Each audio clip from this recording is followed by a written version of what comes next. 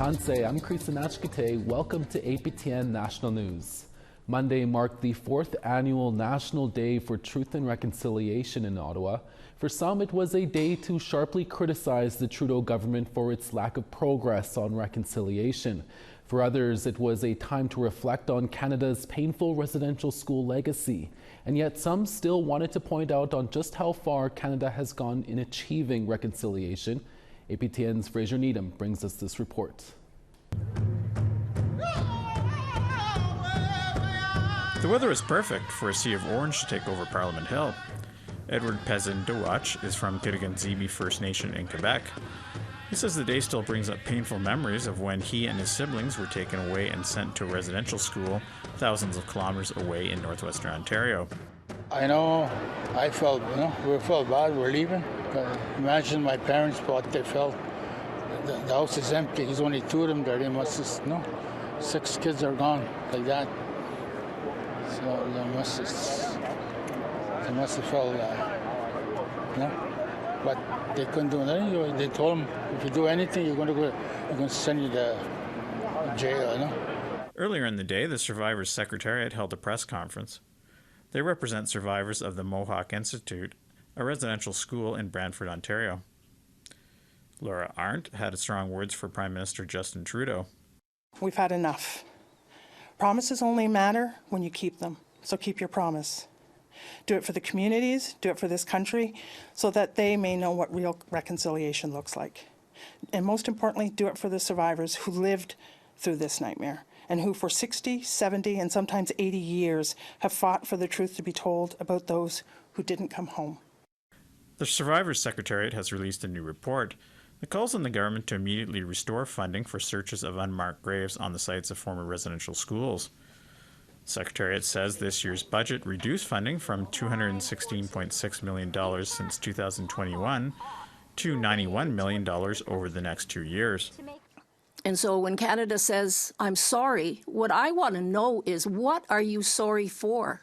You tell the rest of Canada why you're sorry, because I don't see where they're sorry at all. Because if you're going to cut funding, we're right back where we were. More lies, more promises that can be broken. Back at the ceremony, Fred McGregor said that reconciliation will be a long process.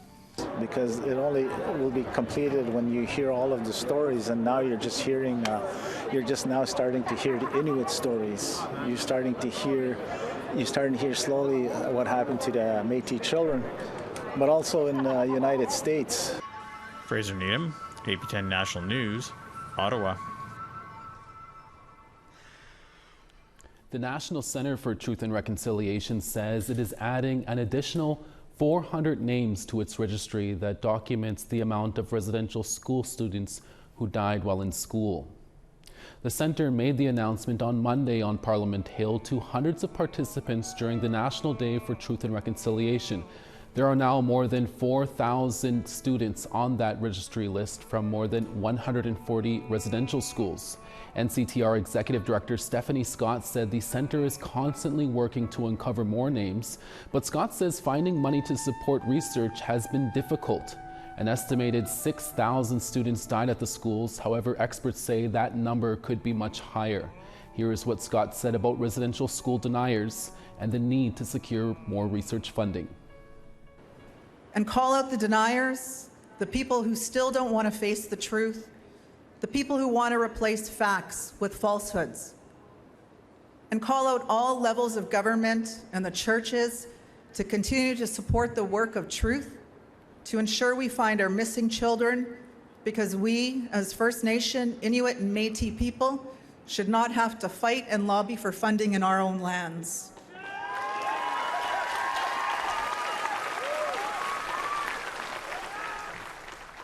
Prime Minister Justin Trudeau was in the Northwest Territories for the National Day for Truth and Reconciliation. He signed a funding agreement in Inuvik between his government, the Inuvialuit Regional Corporation, and the NWT government for an Inuit-led child and family services. For the next 10 years, Canada will provide $533.5 million for CFS services based on Inuvialuit law. The territorial government will throw in another $209,000 each year. Here's what the Prime Minister had to say about the historic signing. That's what this is about. It's a day of recognition of the past as we celebrate this National Day of Truth and Reconciliation, but it's also about looking towards the future. And that's what brings me here today. We just signed a 10-year agreement with the Inuvialuit Regional Corporation with over $500 million going from the federal government to IRC to make sure that child and family services is driven, that kids are protected here in your communities by your communities.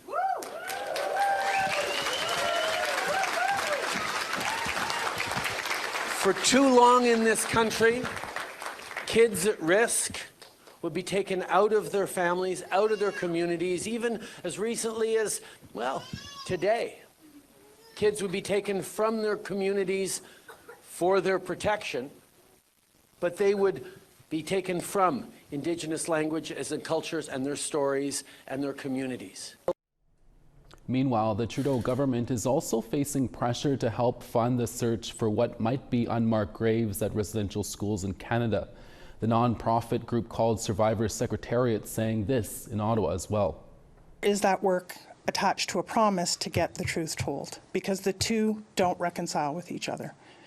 We're trying to uncover a history that's 150 years old, and the limited funding we've been provided in 3 years, it's not doable.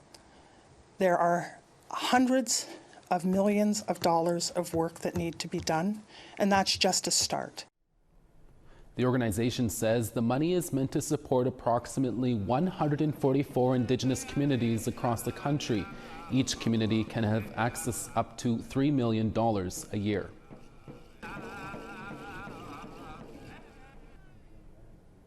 Ontario's only First Nation provincial representative plans to table legislation to declare the National Day for Truth and Reconciliation to make it a paid provincial holiday.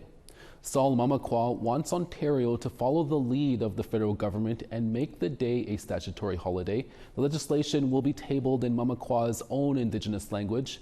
The MPP says making the day a provincial holiday will give people the time to reflect, mourn, and learn. Hundreds marched yesterday in honor of an Indigenous man from a First Nation in Alberta who died in Calgary police custody last month. 42-year-old John Wells was a Blood Tribe member. He was detained by Calgary police on September 17th following a confrontation with 3 officers in a hotel.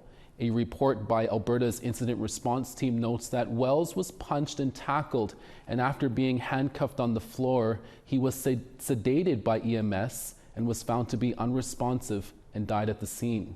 He is said to have been unarmed before officers approached him. The officers involved have been put on paid leave for 30 days.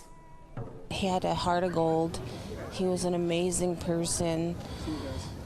Would give his last penny to anybody. He helped and mentored many youth and helped out fellow peers. It's almost like we take 100 steps back in time, and when are we ever going to get justice for our people?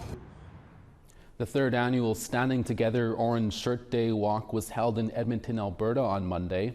Over 200 people took part in the walk up 97th Avenue to honor those who suffered in residential schools. Young and old alike were on hand to tell stories of loved ones and to remember those who have passed on. April Eve Weiberg is the founder of the Stolen Sisters and Brothers Action Movement. This is her first Orange Shirt Day without her mother, a residential school survivor who passed away just last year. We're here to honor her and other survivors, and of course for those that didn't survive, and also for their family members and community that we've all been affected by this act of genocide. Our walk is organized by and with survivors of residential school, and so today particularly we've partnered with Quilts for Survivors, and so when we head to the park, we're going to be honoring the survivors of residential school with some quilts and blanketing them. And here are the results for last week's website poll questions. We asked, do you think granting personhood to Lake Winnipeg would effectively protect it from pollution? It was close, with 37% saying yes and 37% saying no, while 26% weren't sure. We also asked, how important do you think unity among Métis governments is for advancing Métis rights?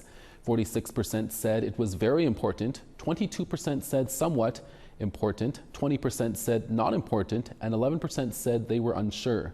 And lastly, we asked, have you or someone you know ever relied on government housing benefits? Half of you who answered said 50%, with 40% saying no and 10% said unsure. We have brand new questions on our website at aptnnews.ca. A new statue in North Battleford is remembering the residential school students who never made it home. That story when we come back in about 3 minutes. Stay with us.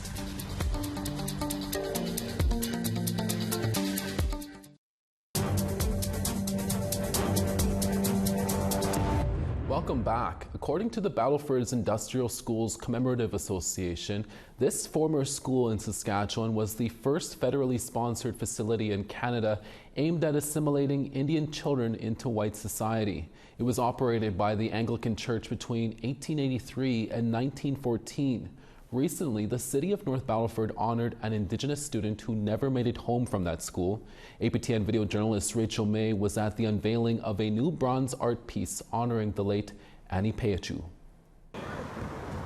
The elders have often said that language is a spirit. Without language, the spirit of our culture will die. This was the intent of the residential schools.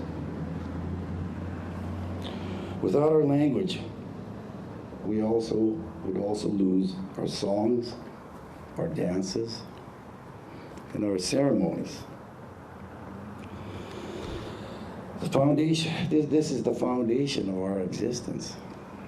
The city of North Battleford installed a statue of Annie Peachu, a 7-year-old known as industrial school student 0139.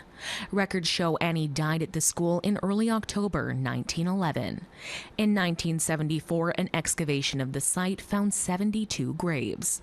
The remains found were moved to a cemetery 700 meters away. This is where Annie Peachu is buried. Lionel Peachu from Red Pheasant Cree Nation is one of Annie's relatives. He crafted the sculpture. He says it allows Annie to share a message of hope for all to see. She is no more confined in that institution on a hill, but she is now doing her part to remind us never to forget.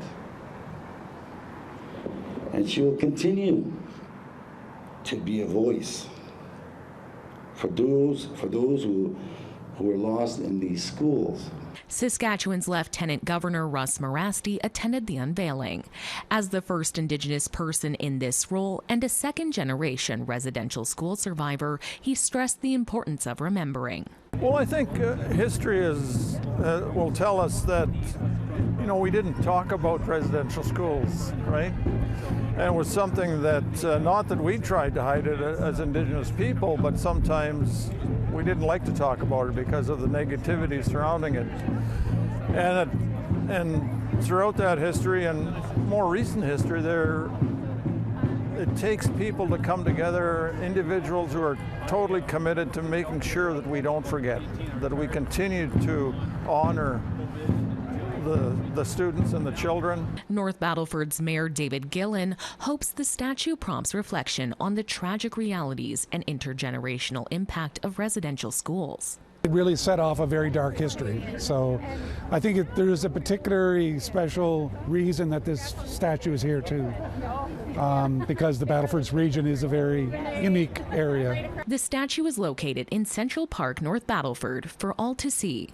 Rachel May, APTN National News, Saskatoon. Last week, we told you a story about the Resilience, a husband and wife duo writing songs about issues that matter to Indigenous people, like residential schools. We recently spoke with Lisa Muswagon and Carmen Omisu, also known as Helen Back. They have just released a single called Orange Shirt Day. In a few minutes, we will hear them perform, but first, here's a quick interview with them. Thank you for both being here, Lisa and Carmen. Really appreciate it. Let's talk briefly about your hip-hop journey together. Carmen, why is it important to talk about heavy subjects like residential schools, but also how you're helping to change the stigma and surrounding hip-hop and gang life within our communities? Well, as you know, I've been in the industry for a long time, and ever since I started rapping back in the day with War Party and Res Official, we never really shied away from subjects, you know, and I feel that the stigma in between, you know, gang life and all that and hip hop is highly overrated and overblown, you know, because our music has nothing to do with gangsterism, and there's whole movements out there of this music like taking natives away from that lifestyle. You know, music has actually saved a lot of people out there that I know, you know. So I really think that trying to compare, you know, gang life to hip hop is you know, oil and water, because hip hop is all about positivity. Hip hop is all about progress, you know, and as Native people, we're still new to it. You know, and there's not that many mainstream natives out there that are really doing it, but right now there's so many that are building up, you know, like shout out to Snotty Nose Res Kids and cats like that, doing it on a bigger schedule and showing young natives that, you know, it's possible. It's very possible. Yeah. Lisa, I understand you've done some work around searching former residential school sites, and how does that type of work influence your songs, but also your life in general? Well, my father pretty much raised me around ceremony and our teachings and stuff like that, but he also would talk about the residential school, not quite his own experiences, but what happened. So pretty much educating, keeping me informed. And then later on, I watched him work with residential school survivors in the TRC days. And at the same time, I also was a transcriber, and then I went on to unmarked graves and missing children. So for me, and working in that area brought a lot of my own self-healing, you know, and then understanding more about the traumas that my dad couldn't tell me about. And so learning from those experiences and doing a lot of self-work on myself, like for example, I didn't even know what self-care was, because no one really taught us that, right? So we learned these things on our own. But what it's done for me as an artist is it helped me understand the narrative and the message that we wanted to send as artists, and us also to experiencing, you know, day school. I know his form of day school was a lot different than ours in Manitoba, but having those experiences helps us, build that narrative about the message that we want to share with the audiences and the listeners, and especially the young people. Yeah. Right on. Well, we're all happy that you came down to talk with us about your debut song and coming together as the Resilience. You know, shout out to both of you. Thank you for being here, and we have a performance coming up. Yeah, we do actually. We have some performances throughout Winnipeg on September 30th. Yeah. On Shirt Day. Catch us. Thank you both for being here. And we'll be right back after this break with their song, Orange Shirt Day.